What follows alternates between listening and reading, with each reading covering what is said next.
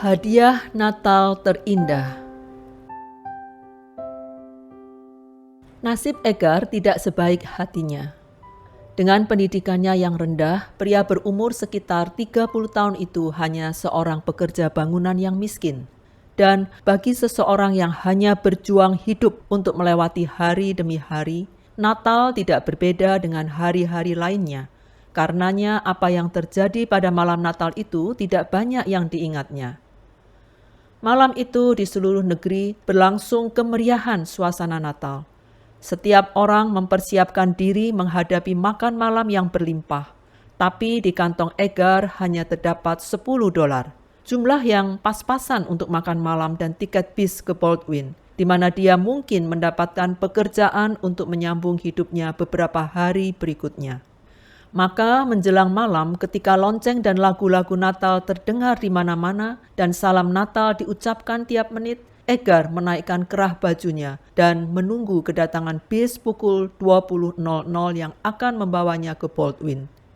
Salju turun deras, suhu jatuh pada tingkat yang menyakitkan, dan perut Edgar berbunyi karena lapar. Ia melihat jam di stasiun. Masih ada waktu untuk membeli hamburger dan kentang goreng ukuran ekstra, karena ia butuh banyak energi untuk memindahkan salju sepanjang malam nanti. Lagi pula, pikirnya, sekarang adalah malam Natal. Bahkan orang seperti saya sekalipun harus makan sedikit lebih spesial dari biasanya. Di tengah jalan ia melewati sebuah bangunan raksasa di mana pesta mewah sedang berlangsung. Ia mengintip ke dalam jendela dan melihat ratusan kanak-kanak dengan baju berwarna-warni bermain-main dengan riang. Orang-orang tua mereka saling mengobrol dan tertawa-tawa. Sebuah pohon terang raksasa terletak di tengah-tengah ruangan. Kerlap-kerlip lampunya memancar keluar jendela mencapai puluhan mobil-mobil mewah di pekarangan. Di bawah pohon terang terletak ratusan hadiah-hadiah Natal dalam bungkus berwarna-warni. Di atas beberapa meja raksasa berderet bermacam-macam makanan dan minuman, menyebabkan perut Edgar berbunyi semakin keras. Dan ia mendengar bunyi yang sama di sebelahnya. Ia menoleh, seorang gadis kecil berjaket tipis juga melihat ke dalam ruangan dengan penuh perhatian. Umurnya sekitar 10 tahun. Ia tampak kotor dan tangannya gemetar. Minta ampun, Nona kecil, Edgar berkata dengan pandangan tidak percaya. Udara begitu dingin, di mana orang tuamu? Gadis itu tidak menjawab, hanya melirik Edgar sesaat, kemudian kembali memperhatikan anak-anak kecil di dalam ruangan yang kini bertepuk tangan dengan riuh karena Sinterklas masuk ke dalam ruangan. Sayang kau tidak bisa di dalam sana. Edgar menarik nafas. Ia merasa begitu kasihan pada gadis itu. Keduanya kembali memperhatikan pesta dengan diam-diam. Sinterklas sekarang membagi-bagikan hadiah pada anak-anak yang meloncat ke sana-sini dan memamerkan hadiah-hadiah kepada orang tua mereka. Mata gadis itu bersinar. Jelas ia membayangkan memegang salah satu hadiah itu. Pada saat yang bersamaan, Edgar bisa mendengar bunyi perutnya lagi. Edgar tidak bisa lagi menahan hatinya. Ia memegang tangan gadis itu dan berkata, "Mari, akan saya belikan sebuah hadiah untukmu." "Sungguh?" gadis itu bertanya dengan nada tidak percaya. "Ya, tapi kita akan mengisi perut dulu." Ia membawa gadis itu di punggungnya dan berjalan ke sebuah depot kecil. Tanpa berpikir tentang tiket busnya, ia membeli 2 buah roti daging, 2 bungkus kentang goreng, dan 2 gelas susu coklat. Sambil makan, ia mencari tahu tentang gadis itu. Namanya Alice. Ia baru kembali dari toko minuman di mana ibunya bekerja sebagai kasir dan pulang ke rumah anak yatim St. Carolus, sebuah asrama kecil yang dibiayai pemerintah untuk anak-anak miskin. Ibunya baru memberinya sepotong roti untuk makan malamnya, dan Edgar menyuruh gadis itu untuk menyimpan rotinya untuk besok. Sementara mereka bercakap-cakap, Edgar terus berpikir tentang hadiah yang bisa dibelinya untuk Alice. Ia kini hanya punya sekitar $5 di kantongnya. Ia kenal sopir bis dan yakin sopir itu tidak akan keberatan bila ia membayar tiketnya kali berikutnya. Tapi tidak banyak toko-toko yang buka di saat ini. dan yang buka pun umumnya menaikkan harga-harga mereka.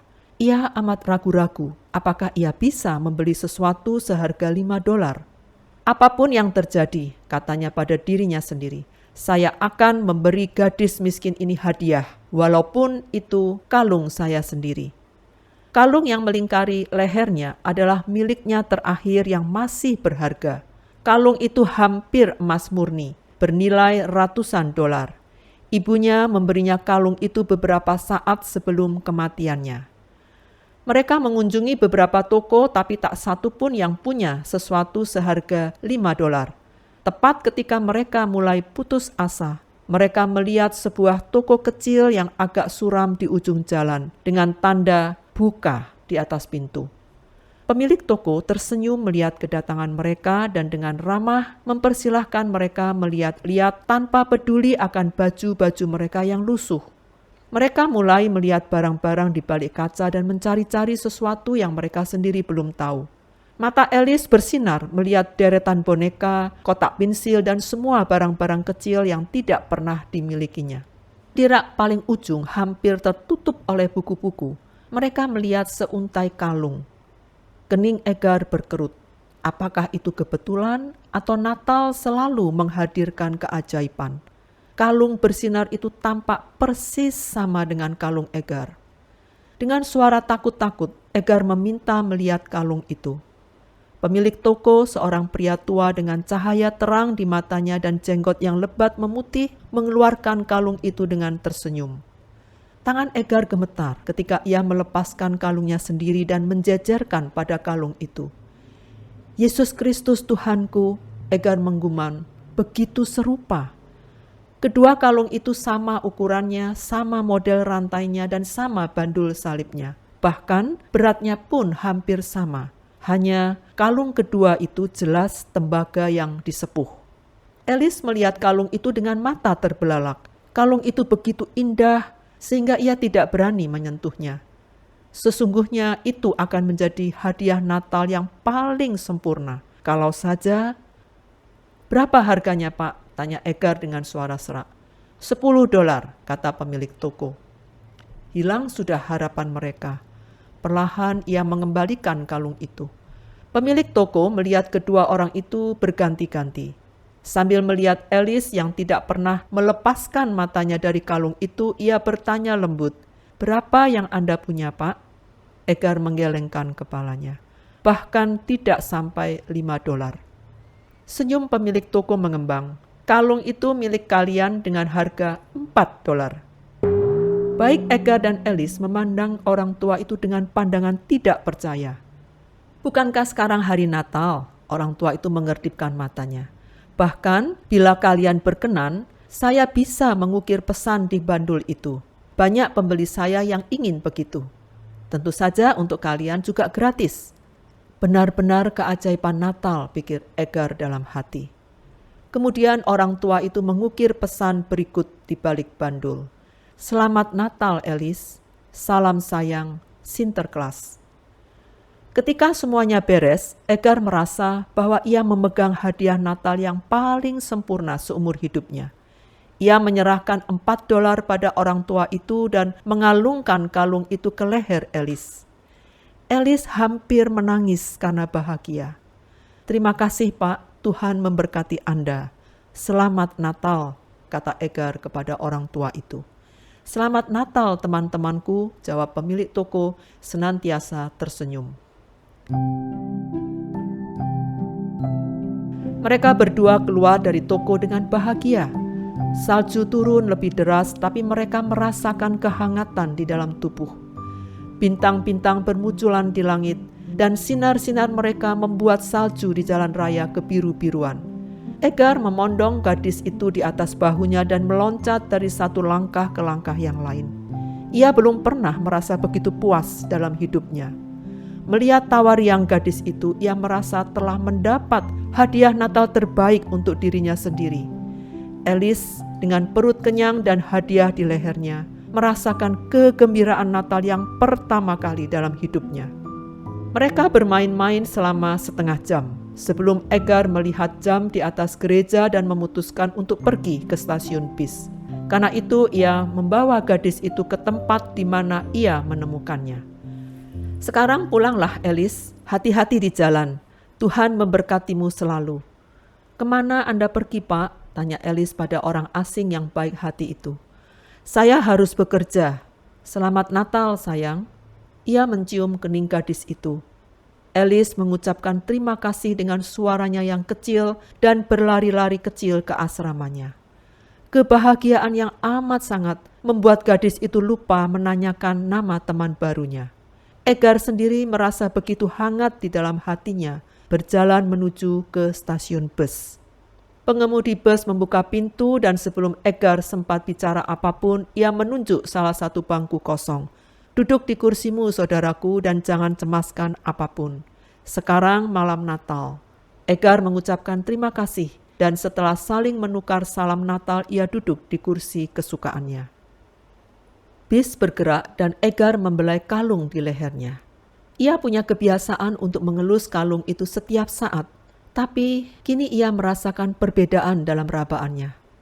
Keningnya berkerut ketika ia melepaskan kalung itu dan membaca kalimat yang terukir di balik bandulnya. Selamat Natal, Alice. Salam sayang, Sinterklas. Dan ia sadar bahwa ia telah memberi Alice kalung yang keliru. Selama 12 tahun berikutnya, hidup memperlakukan Edgar dengan amat keras. Untuk mendapatkan pekerjaan yang lebih baik, ia pindah dari satu kota ke kota lainnya. Terakhir ia bekerja sebagai pekerja bangunan di kota kecil Maringo dan masih belum bisa menikmati lebih dari sekedar makanan kecil atau kentang goreng. Karena bekerja terlalu keras di bawah matahari dan salju, kesehatannya terus menurun. Bahkan belum mencapai 45 tahun, tubuhnya menyerah. Beberapa hari menjelang Natal, Edgar digotong ke rumah sakit karena pingsan. Hidup tampak berakhir untuk Edgar. Tanpa uang sepeser pun di kantong dan sanak famili yang menjenguk, ia terbaring di kamar paling suram di rumah sakit milik pemerintah. Malam Natal itu, ketika tiap orang menyanyikan lagu-lagu Natal, denyut nadi Edgar melemah dan ia jatuh ke alam tak sadar. Kepala rumah sakit itu yang menyempatkan dirinya menyalami pasien-pasiennya sedang bersiap-siap untuk kembali ke pesta keluarganya ketika ia melihat pintu gudang terbuka sedikit. Ia memeriksa buku di tangannya dan mengerutkan kening. Ruang itu seharusnya kosong karena tak ada kondisi darurat. Dia mengetuk pintu, tidak ada jawaban. Dia membuka pintu itu dan menyalakan lampu kecil. Hal pertama yang dilihatnya adalah sesosok tubuh tergeletak di atas ranjang, di sebelah tumpukan sapu dan kain lap. Tapi perhatiannya tersedot pada sesuatu yang bersinar suram di dadanya. Dia mendekat. Benda bersinar itu ternyata bandul kalung yang sudah menghitam karena kualitas logam yang rendah. Sesuatu pada kalung itu membuat hatinya berdebar. Dengan hati-hati ia memeriksa bandul itu dan membaca kalimat yang tercetak di baliknya. Selamat Natal, Alice. Salam sayang, Sinterklas. Air mata turun di pipi Alice. Setelah belasan tahun, doanya kini terjawab. Inilah orang yang paling diharapkan untuk bertemu seumur hidupnya. Inilah orang yang membuat masa kanak-kanaknya begitu indah hanya dengan satu malam saja. Dan inilah orang yang membuatnya percaya bahwa Sinterklas sungguh ada di dunia ini. Dia memeriksa denyut nadi Edgar dan mengangguk. Tangannya yang terlatih memberitahu bahwa harapan masih ada. Ia memanggil kamar darurat dan malam Natal yang sunyi itu dipecahkan dengan kesibukan mendadak dan bunyi detak langkah-langkah kaki puluhan perawat dan dokter jaga. Jangan khawatir, Pak, siapapun nama Anda, Alice di sini sekarang. Dan Alice akan mengurus Sinterklasnya yang tersayang. Sambil menunggu stafnya, Alice menyentuh kalung di lehernya. Rantai emas itu bersinar begitu terang sehingga seisi gudang terasa hangat walaupun salju semakin menderas di luar. Ia merasa begitu bersemangat, perasaan yang didapatnya tiap ia menyentuh kalung itu. Malam ini dia tidak harus bertanya-tanya lagi karena ia baru saja menemukan orang yang memberinya hadiah Natal yang paling indah sepanjang masa.